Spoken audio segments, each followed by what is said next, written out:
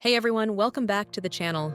So today we're tackling a question that I get asked surprisingly often, and honestly, it's one that probably crosses your mind. Every time you're standing in front of the drinks fridge at a convenience store, is Pepsi Max actually healthier than regular Pepsi? Now before you click away, thinking this is just another diet drinks are poison rant, or a 0 calorie means 0 problems. Puff piece, I want you to stick around because we're going deep into the actual science here, and the answer might surprise you. Let's start with the obvious difference. Regular Pepsi contains about 150 calories per 330 ml can, and basically all of those calories come from sugar.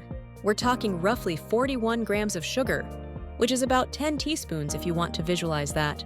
Now compare that to Pepsi Max, which has 0 calories and 0 sugar. On paper, that sounds like a no-brainer, right? Pepsi Max is clearly the winner. But hold on, because it's never that simple.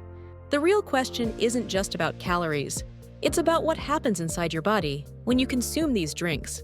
Regular Pepsi's sugar content is where most of the concern lies.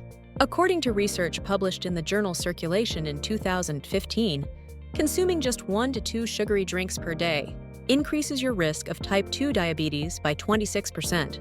That's a significant jump. The American Heart Association recommends no more than 25 grams of added sugar per day for women and 36 grams for men. 1 can of regular Pepsi already exceeds that limit. Over time, this kind of sugar intake contributes to insulin resistance, weight gain, and an increased risk of heart disease.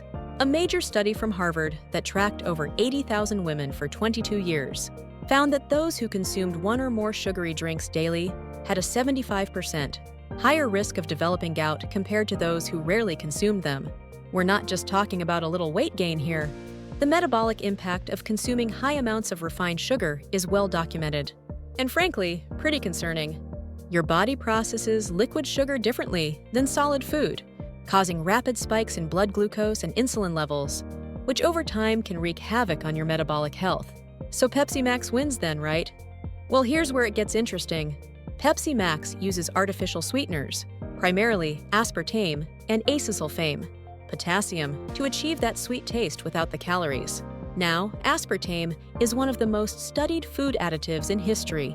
The FDA, European Food Safety Authority, and countless other regulatory bodies have deemed it safe for human consumption at typical intake levels. We're talking about over 200 studies here. For an average adult, you'd need to drink roughly 18 to 19 cans of Pepsi Max daily to approach the acceptable daily intake level. That's not happening for most people. But here's the thing that makes this conversation more nuanced. While artificial sweeteners don't directly cause the blood sugar spikes that regular sugar does, there's emerging evidence that they might affect your body in other ways. A study published in Nature in 2014 suggested that artificial sweeteners might alter gut bacteria composition, which could potentially affect glucose metabolism. Now, this research is still relatively new and debated, but it's worth considering. If you enjoyed this breakdown so far, please hit that like button. It really helps the channel grow, and it lets me know you want more evidence-based content like this. Another concern that's been raised is about appetite regulation.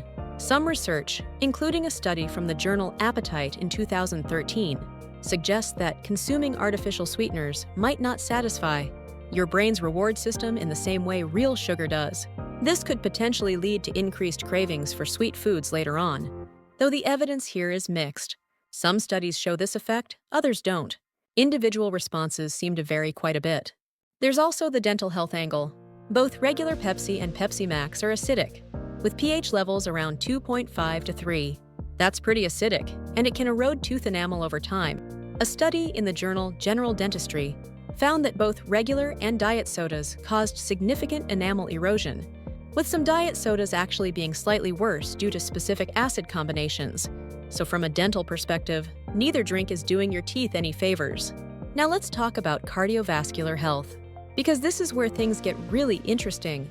A large observational study involving over 100,000 participants, published in the BMJ in 2019, found that people who consumed artificially sweetened drinks had a slightly higher risk of cardiovascular events compared to non-consumers.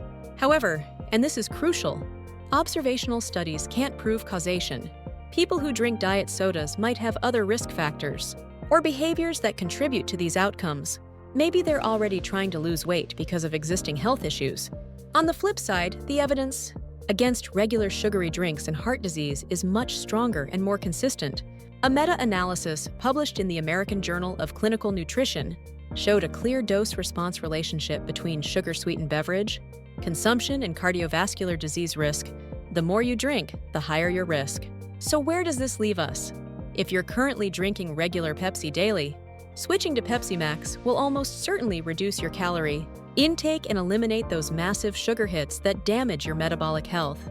For weight management and blood sugar control, Pepsi Max is the better choice. But here's my honest take: neither should be your daily go-to beverage. Water is still king. If you're drinking one can of either occasionally, the health impact is probably minimal. But if we're talking daily consumption, you're picking between different types of risk. The ideal scenario: train your palate away from needing that intense sweetness.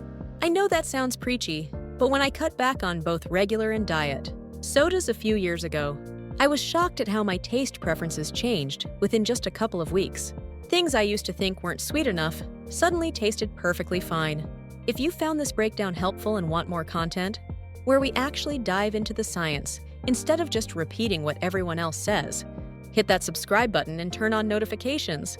I've got more nutrition deep dives coming your way. Thanks for watching, and I'll see you in the next one.